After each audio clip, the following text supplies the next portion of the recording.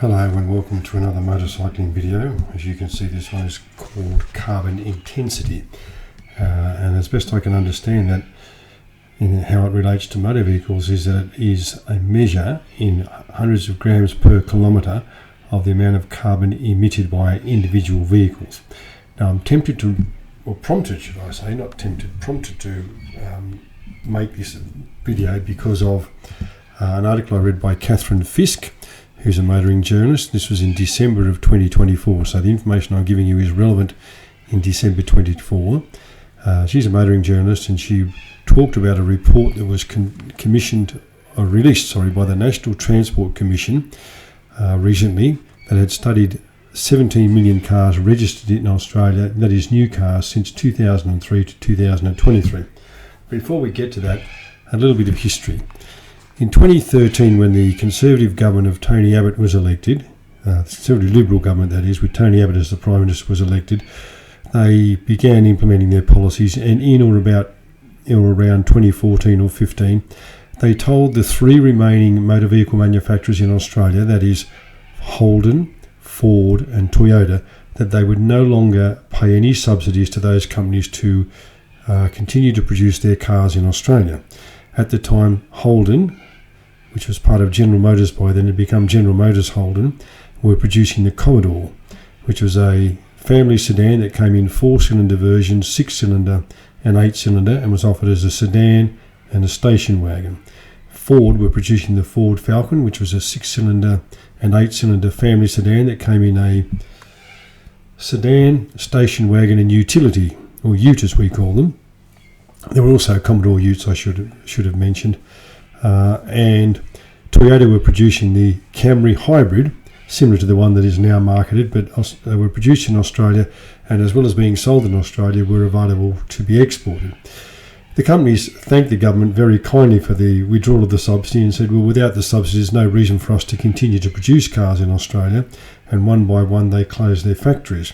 And Holden, who were the last of those manufacturers to closed their factory in 2017, and the last Commodore rolled off the assembly line in Australia in 2017. So that is 7 years ago.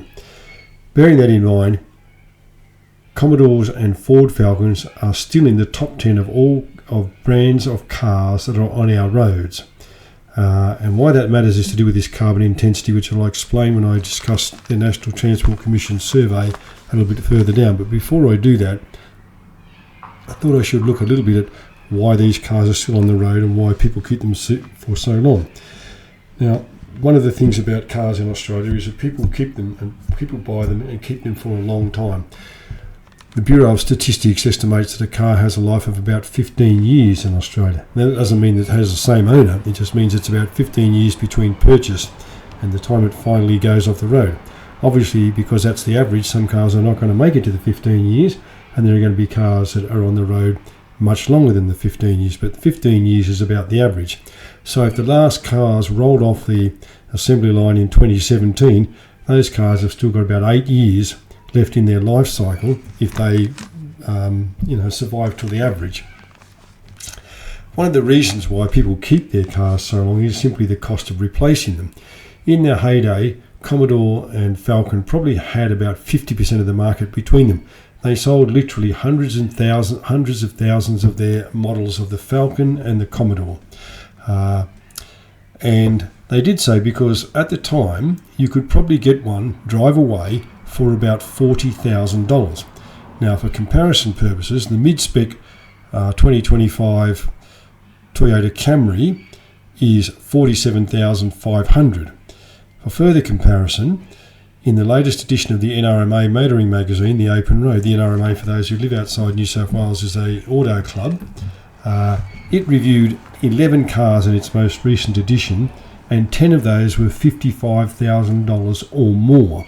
There was only one, which was the Suzuki Swift, which was under $55,000. It was $26,000 something drive away, depending on which spec model you got. So the first and foremost reason why people keep their cars as long as they do is the cost of replacing them.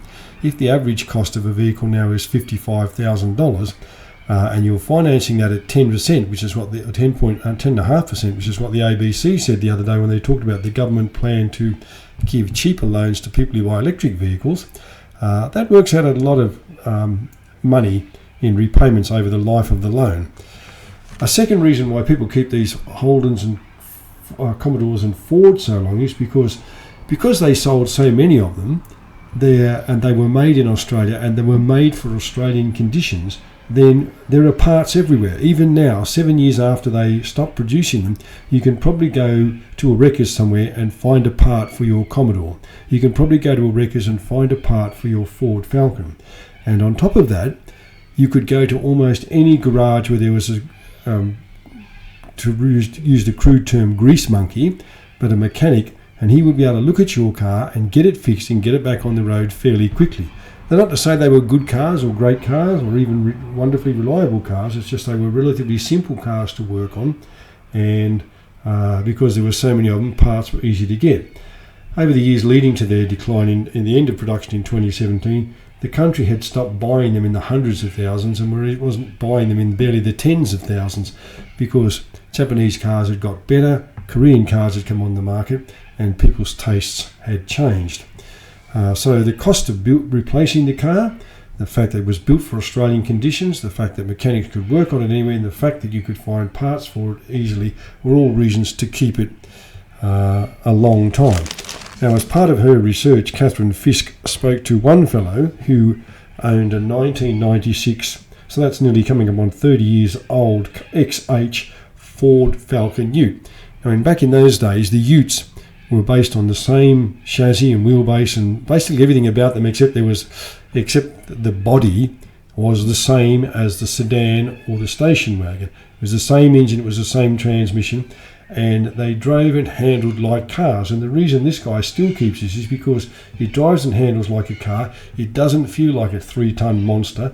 It doesn't consume fuel like it's a thirsty camel after a trek through the desert or something or other, and it handles like a car. So he's very happy with it for those reasons. So those are some of the reasons why these cars are still on the market. Now, what does all this matter? Well, in 2023, the National Transport Commission, which I assume is some sort of government body, did a survey of the 17 million new cars that had been registered between 2003 and 2023. So that's over a 20-year period. We registered 17 million new cars, and that tells you that we sell on an average about 1 million cars a year. Some years slightly less, of course, some years slightly more, but on an average about 1 million cars a year in Australia. So our biggest market is not in new cars, but in sales of second-hand cars. But even so, 17 million cars were surveyed over the 20-year period between 2003 and 2023. And what they found was this: first of all, that the cars that were registered since 2003 had a carbon intensity, an average carbon intensity of 193.7 grams per kilometre. Now that compared with cars registered in 2023 that had a carbon intensity of 165.2 grams. Now, being a bit generous with the rounding and so on, that's about 30 grams per kilometre. And you might think 30 grams isn't much, it's not even a handful of cheese at the supermarket, but multiply that 30 grams difference by every kilometre you travel, by 15,000 kilometres a year that you might travel or more, by the 20 million passenger vehicles that are on our roads, and that does make a lot of difference. Now, they found that Holden and Ford, the Holden Commodore and the Ford, were the most carbon intensive vehicles of all. And as I said, they are still among the top 10 vehicles on our roads. And what they found was this, that the Holden Commodore, for example, for the Ford Falcon, the carbon intensity was 233.4 grams per kilometre, and for the Holden it was 227.3. I'm sorry, I'll read that again. It was 233.4 grams for the Holden and 227.3 grams for the Ford. Now compare that with the Suzuki Swift, which I know is in a different class and a much smaller vehicle, but its carbon intensity is 156.0 grams per kilometre. Compare it with the average carbon intensity of all vehicles in the Toyota fleet in Australia, bearing in mind that Toyota have 3.85 million registered vehicles in Australia and 22% of the market. And their carbon intensity is 202.2 grams per kilometre. So the Holden and the Ford, the Commodore and the Falcon are amongst the most carbon intensive vehicles in our fleet, even though the last ones were made I think in the case of the Ford in about 2015 or 2016, and in the case of the Holden Commodore, certainly the last car was made in 2017. 77% of the vehicles on our roads with intensity emissions above 250 grams were registered between 2003 and 2013, in the heyday of the sales of the Holden Commodore. Holden Commodore started being made in about 1978, and as I said, continued through to 2017. Ford Falcons were first. The Ford factory opened, I think, in the early 60s and continued producing cars until about 2015 or 2016. 93% of registered vehicles with an emissions intensity of up to 120 grams per kilometre were registered in 2014. Holden and Ford are among 75% of all the vehicles that have been on our roads for over a decade. So all of those issues that I talked about in terms of people owning a car for a long time particularly pertain to those two models and those two brands. So the suggestion that's being made in this report is if we want to reduce carbon intensity and therefore reduce our overall emissions, then we need to do something about these old Ford Falcons and Holden Commodores and get them off the road. That is, if we accept that the carbonisation of our atmosphere and the global warming and so on is an issue. If we say it's not a problem, then we can continue to ignore it and just hope the vehicles, things will continue as they are. Now, if we accept that it's a problem and that it needs a solution, what are the options perhaps? Well, we could just wait and say, well, if these cars have a life of about 15 years, then in about 8 or 9, maybe another decade, they'll all be off the road, and that won't be an issue. If we wait another decade, we've got to think about how many kilometres per annum, 15,000 thereabouts, each of those vehicles will travel, spewing out 223 or 233 grams of carbon per kilometre times 15,000 times 10 years. That's a lot of carbon being put into the atmosphere. So waiting another 10 years probably isn't a good idea. I don't know what the solution is. I'm just saying that, if we just say, well, let's wait it out, and by natural attrition, these vehicles will just stop working at one stage and they'll be off the road. But waiting a decade for that to happen doesn't seem like a good option. When John Howard was elected Prime Minister in 1996, so somewhere between 1996 when he was elected and 2007 when he was tossed out of office, his government introduced what was called by the press a cash for clunkers scheme. And I'm sure there were terms and conditions associated with it, but basically what it involved was if you had a car that was of a particular age, then providing you were prepared to trade it in on a new vehicle, and I assume your old vehicle would be crushed and therefore taken off the road, so there would be a reduction in carbon emissions. An older vehicle would be off the road and a new vehicle would be bought, so a job would be created rather than a second-hand vehicle being bought. Then you would get an amount of money from the government. I think the maximum you could get was $2,500. Now, I don't know that there was ever any accounting done afterwards about how effective it was. In other words, how many millions of dollars were shelled out, how many cars were taken off the road, and if there was an examination of, well, if we took those cars off the road, how much carbon was abated, and how much did that cost us? In other words, for every 100 grams of carbon intensity that we reduced our emissions by taking those cars off the road, how much did it cost us in taxpayer money? I don't know if any such an accounting was done, and I'm certainly not recommending or saying that's what the government should do, or as far as I know that they have any plan to do such a thing.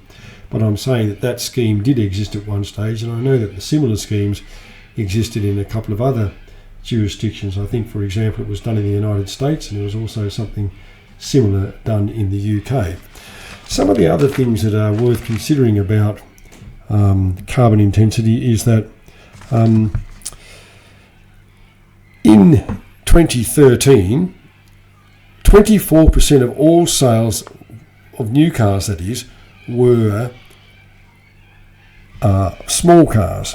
I'm not sure what's classified as a small car, but what is classified as a small car made up 24% of all new car sales. By 2023, that had fallen to 7%. So we're buying bigger cars. Of note there is that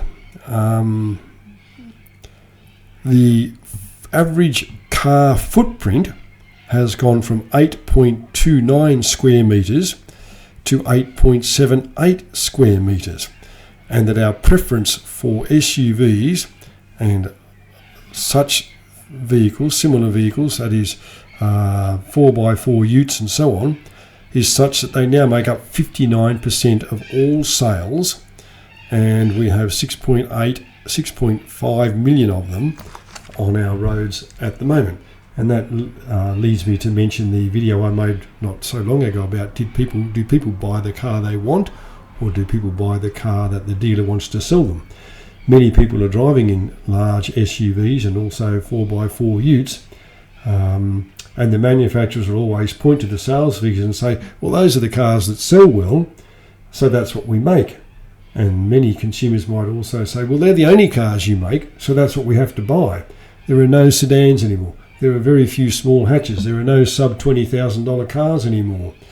And all this matters because cars get bigger and heavier, and because they're bigger and heavier, they use more fuel. So even though the manufacturers may be introducing engines that are more fuel efficient and driving down the carbon intensity, overall emissions are not going down because the cars we're driving are bigger and heavier and use more fuel, put more strain on the road, and because our population is increasing, there are more cars on the road.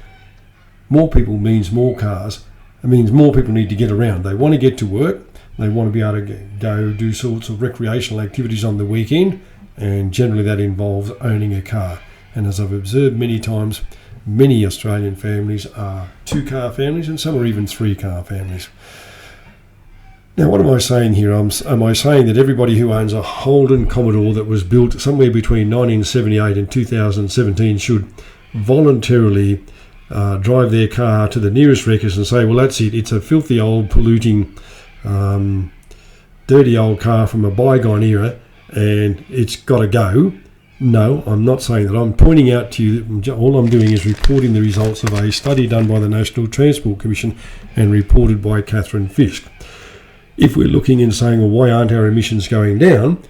It could be, in part, because there are still many of these Fords and Commodores on the road. It could also be that there are many more cars on the road because, as I said, more people, more cars and so on. It could also be because our cars are getting bigger, and because our cars are getting bigger and heavier, they use more fuel.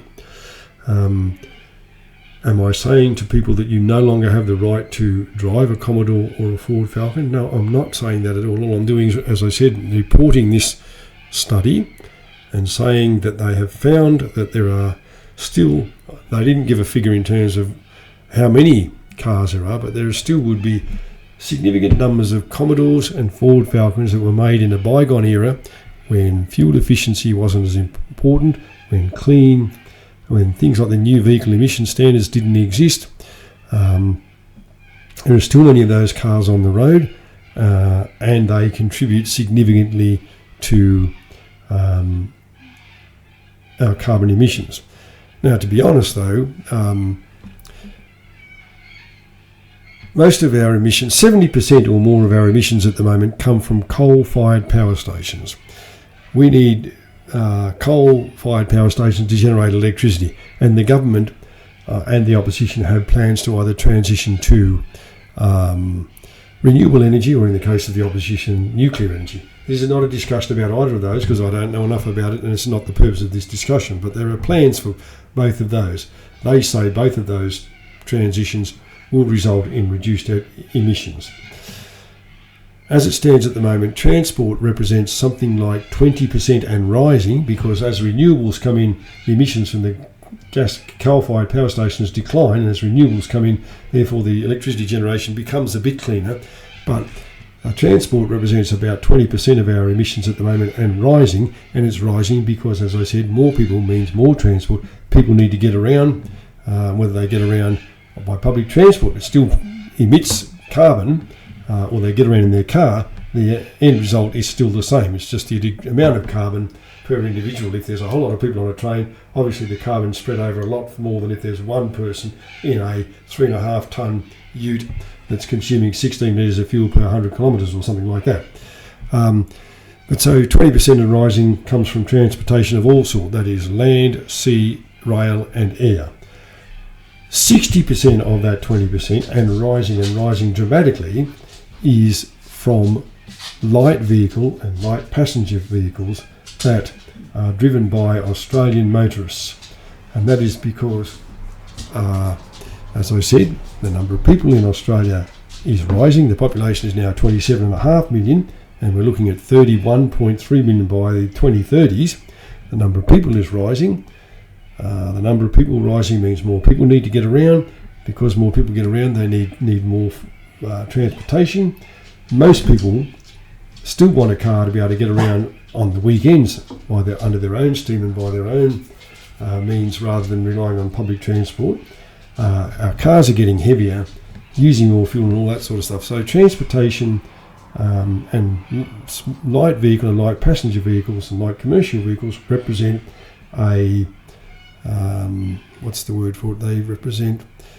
They're a potent symbol of the climate crisis, and governments like to be seen. They like to solve problems, and they like to be seen to be solving problems. And they think if they do something about, or are seen to be doing something about light passenger vehicle and light commercial vehicle emissions, then they'll be seen to be doing something about the global emerging climate crisis and so on. Whether what they do is effective or not is a matter for another discussion, but part of that doing something may well involve at some stage declaring some vehicles no longer to be roadworthy.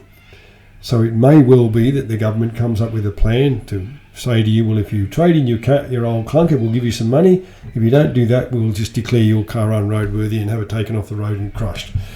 All right, well, that's my thoughts about carbon intensity. I hope it's given you something to think about. If you've got an opinion, you know what to do.